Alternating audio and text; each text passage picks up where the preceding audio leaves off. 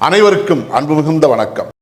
செல்வராமாயணம் என்னும் 20,000 இலக்கண பாடல்களும் இலக்கிய சுவையும் கொண்ட புதிய ராமாயண காவியத்தை புனைய வைத்த என் இறைவன் ராமனை நன்றியுடன் வணங்கி மகிழ்கிறேன்.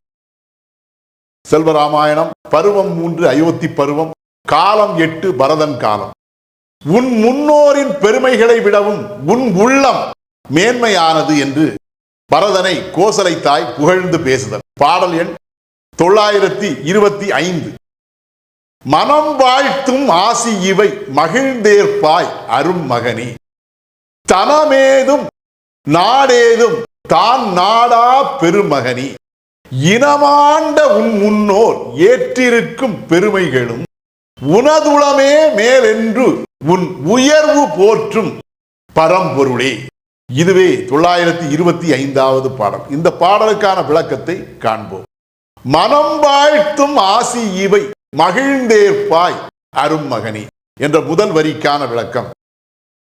என்னுடைய அருமை மிகுந்த மகனே, என்னுடைய மனம் உன்னை வாழ்த்தக்கூடிய அந்த ஆசி மொழிகளை உள்ளம் மகிழ்ந்து நீ ஏற்றுக்கொள்வாய். தனமேதும் நாடேதும் தான் நாடா பெருமகனே.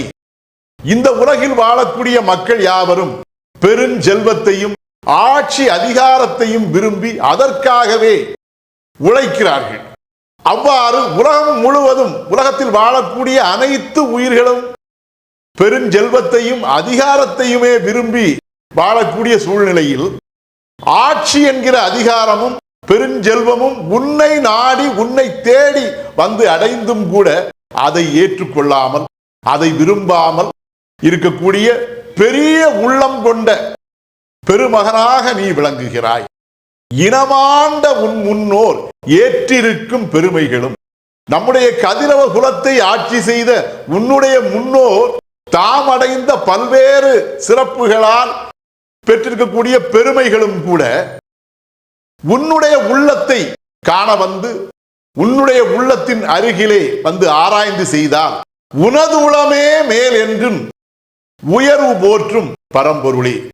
உன்னுடைய உள்ளமே, அவர்கள் நம்முடைய முன்னோர்கள், உன்னுடைய முன்னோர்கள் அடைந்திருக்கக்கூடிய பெருமைகளை விடவும் உன்னுடைய உள்ளமே மேலானது என்று கண்டறிந்து அந்த முன்னோர்களின் பெருமைகள் யாவும் உன்னுடைய உள்ளத்தை போற்றி பாராட்டும், போற்றி புகழும் என்று கூறி, அவ்வாறு உன்னுடைய முன்னோர்களுடைய உள்ளத்தாலே போற்றப்படக்கூடிய வகையிலே பெரும் உள்ளம் கொண்ட நீ எனக்கு இறைவனாக தோன்றுகிறாய், பரம்பொருளாக தோன்றுகிறாய், என்னுடைய இறைவனே என்று அந்த தாயானவள் பரதனை போற்றி புகழ்ந்தாள்.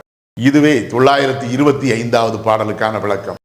செல்வராமாயணத்தின் 926வது பாடல் மற்றும் அதன் விளக்கம் ஆகியவற்றை அடுத்த பகுதியில் காண்போம்.